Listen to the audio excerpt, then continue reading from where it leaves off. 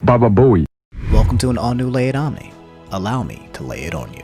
What's up, fellas? Happy Sunday. Hope you're having a beautiful day. Guys, today we're talking about the Smash community, more so in particular the Melee community. If you guys weren't aware, this week the Metagame Documentary created by Samix went live. It's an 8-episode feature that showcases the life and history of Super Smash Bros. Melee, surrounding the top 5 players in the game: Mango, Armada, PPMD, Hungrybox, and Mewtwo with a dash of Leffen. Samix created the original Smash documentary several years ago, which is responsible for a new wave of new Melee players coming into the scene. These guys are kind of known as doc babies. The documentary was a very big deal and brought to life the underground Melee scene. Anyway, this long-awaited Smash Documentary 2.0 has been on everyone's wish list for a while. However, after yesterday, the documentary has received insane amounts of critique due to some questionable and concerning contents within episodes 4, 5, and 6. And guys, to be honest, I'm downplaying the severity of the impact of the negative reviews. Apparently, the contents of the episodes were so rough that Samix, the creator himself, publicly apologized on Twitter and is promising to edit and redact a majority of its content. Now, my guess is that a lot of you are like me, you probably haven't seen the episodes yet. That's mainly because the episodes were only available to watch for a certain period of time yesterday and the day before. I believe the series is available for rent and purchase via Vimeo though. But regardless, I'm not going to pretend to know what happened firsthand, okay? So what I'll be doing in this video is digesting the reviews, critique, and general information that I've been seeing from the public discussions. From what I've been hearing, reading, and listening into, episodes 4, 5, and 6 basically fell flat compared to episodes 1, 2, and 3. Storytelling and direction of the top players shifted dramatically and seems to have glossed over very important details while adding emphasis to details that didn't need emphasis. One of those emphases relates back to how toxic the Melee community used to be a long time ago. They basically go into details showing actual instances where Mango or Leffen threw around slurs, and for Leffen more specifically basically created a high quality exposed document of his past. This also includes digging up old Smashboard posts and messages showcasing how the players behaved years ago, which, spoiler alert, wasn't good. They also put an emphasis on evidence.zip, which has been an ongoing mention where Armada essentially created a large Smashboards post explaining why Leffen should be banned from tournaments, with this evidence.zip file being full of receipt. Anyway, a lot of people's gripe is that bringing this information to light adds nothing of value, at least in this case. People are also concerned that if you do expose events like this to light, that people like Leffen and Mango didn't even receive the chance to be interviewed, where they can actually respond to the lesser past versions of themselves and give context and clarity and show growth and evolution. Outside of that, the general consensus is that the episodes just did a poor job overall in terms of filming as a whole. People essentially feel that the documentary was not reviewed enough by people before it was released and needs a severe re-edit. Overall, there sounds like there was a strong attempt made on Samix's part. However, since he created the project mainly by himself, he wasn't able to cover its blind spots. And lastly, it seems there may have been issues with the consistency and stories of the series due to a lot of prominent figures being removed from the documentary due to the whole Smash allegations that happened over the summer, where several main prominent figureheads were accused of severe sexual misconduct. Because of that, I imagine that Samix had to go in and change a lot of the documentary because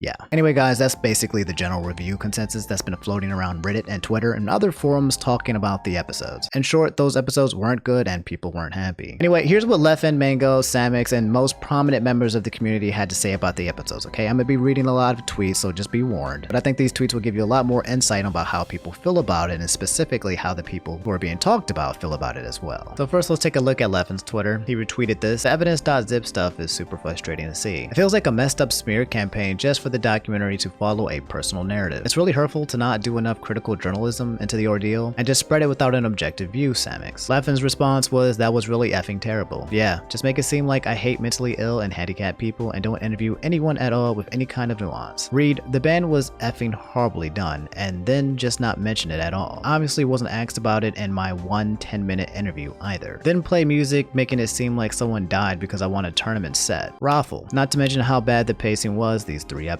Leffen continues, "I don't care if the doc portrays me better next episode, so many people won't catch the premiere tomorrow and will just end up assuming that what was said in this one was true. Followed by, can't wait to be hated for another 10 years over things I said on an internet forum 10 years ago when I was 15, yeah boy."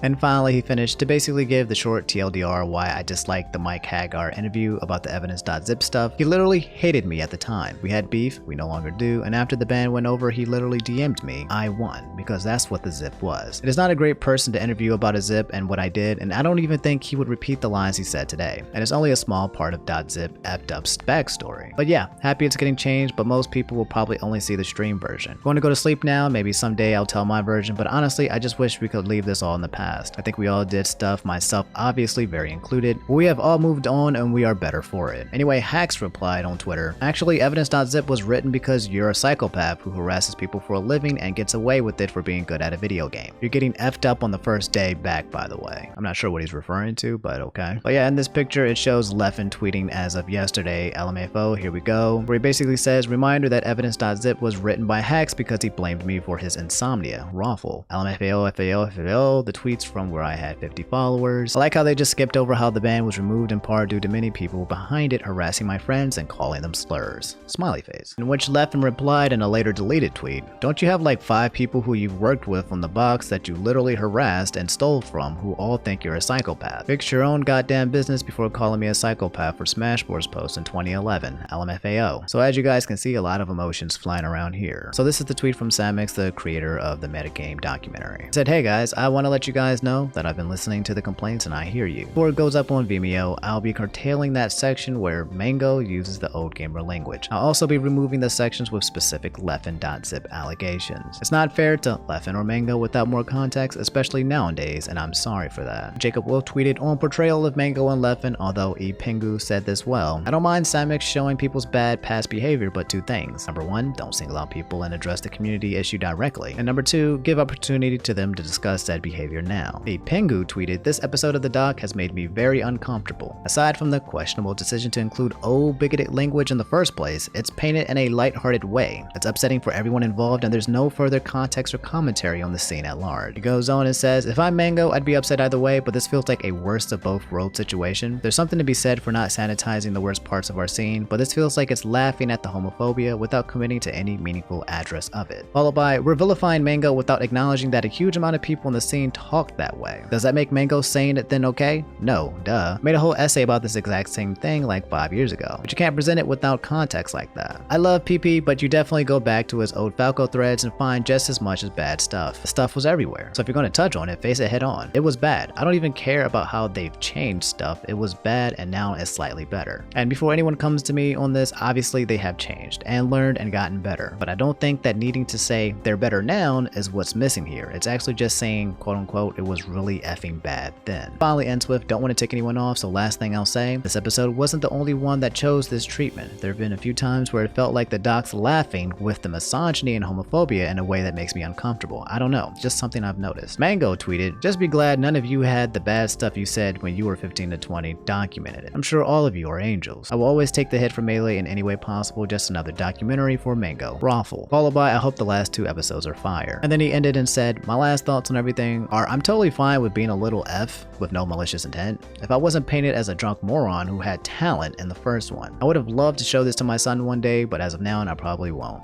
Praying for tomorrow. Ladandis tweeted, wish the doc had been more like the first one, where they just talk about the players like it's a sports anime and have wife come in and compare them to various classical elements, electric appliances. They have their problems featured more prominently than the good parts. And Tove tweeted, don't know how I feel about airing out Mango dropping homophobic language as a teenager. Did we really need to see/hear that? LOL. Guys, that's basically all you need to know to kind of understand the situation in a nutshell. A lot of people dislike the episodes and feel that it could have been done much better. It seems the main concern is that many people watching the documentary without context will receive a very strong negative message from the Melee community, rather than what the original Smash documentary created. Without the right context and storytelling, there seems to be little to no direction or point in retelling the history in such an awkward way. As for my personal thoughts, I don't have many because I didn't watch the episodes personally, but from what I've seen from the general public and figureheads and tweets, it wasn't a good look. Some people are arguing though that, hey, you know, what happened in the past is what happened. It's history, it was bad, it sucked, and we shouldn't pretend it didn't happen. And I can understand this stance, to be honest. You know, like if the documentary was a progressive evolution showing what it was and then showing the evolution and growth and change. But from what I hear, the pacing of the episodes doesn't point to this at all. It simply just offends viewers and watchers without any extra substance. And if that's the case, then I agree it wasn't a good look. I think it all boils down to the fact that Samix probably needed more help with this project, probably needed people to review and help edit and make the changes. I mean, not probably, definitely. But it is what it is, and the information and the documents are basically out there. If you look hard enough, you'll be able to find the original episodes of 4, 5, and 6, and my guess though is that it will leave somewhat of a stain on the documentary and unfortunately will fail at creating the impact that the original documentary succeeded at doing. You hate to see it happen. Anyway, that's all I have for this episode of Lay It On Me. You've just been laid. More of the story, it just be like that sometimes. Creating any form of content that can be critiqued exposes you to the risk of the general public hating it or loving it. It is what it is. Anyway, let me know what you guys think about the situation below in the comments, okay? If you guys watched the episodes, how did you feel about it? And if you didn't, what do you guys think about the public outlash to it? Do you agree or disagree? I won't keep you guys with my rambling, okay? I'll see you guys later. The last 2 episodes, by the way, are dropping today on Twitch if you want to catch those. I'm hoping that they are well received, but only time will tell. Anyway, drop that like and subscribe if you haven't already. I'm out. Stay hydrated, stay safe, and guys, have a good one.